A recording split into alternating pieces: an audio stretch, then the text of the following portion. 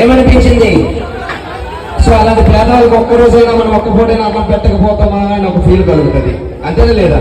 అంతే లేదా? సో అలాంటి మనసు చాలా తక్కువ మందికి ఉంటుంది. ఎంతమందికి ఉంటుంది?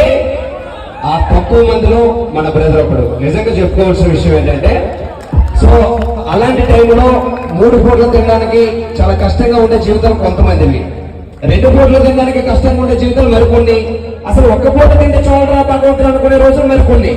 సో అలాంటి వాళ్ళందరూ కూడా ఎక్కడున్నారు, వాళ్ళ పరిస్థితులు ఏంటి, వాళ్ళు ఏ టైప్ ఆఫ్ లో ఉన్నారు, వాళ్ళు ఏ సిచ్యువేషన్ లో ఉన్నారు, అవన్నీ తెలుసుకొని సో మన జోబీలో ఉన్న డబ్బులు తీసి ఖర్చు పెట్టాలంటే అది ఎవరి వసం అవుతుందిరా నాయన?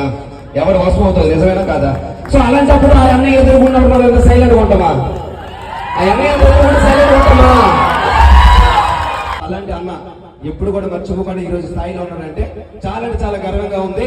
సో అన్న, నా తరపు నుంచి సో మీరు ఫుడ్ డొనేషన్ చేస్తున్నారు కాబట్టి ఈ రోజు ఈవెంట్ లో వచ్చిన అమౌంట్ లో 5,000 రూపాయలు నేను డొనేషన్ చేస్తున్నాను. మీరు తప్పకుండా సో హెల్ప్ చేయాలి తప్పకుండా. Okay, thank you. నా పేరు చెప్పి 5,000 అంటే అట్లీస్ట్ ఎలా అవుతుంది, ఒక 50 మందికైనా 100 రూపాయలు చొప్పున భోజనాలు పెట్టచ్చు. ఒకరోజు నా కోసం కేటాయించి నా పేరు చెప్పి ఒక 5,000 రూపాయలు. సో మీరు చారి మొబైల్ తెరా జీవితం అంటే ఏంటి అడిగినట్ట ఆయన మాట చెప్పారు.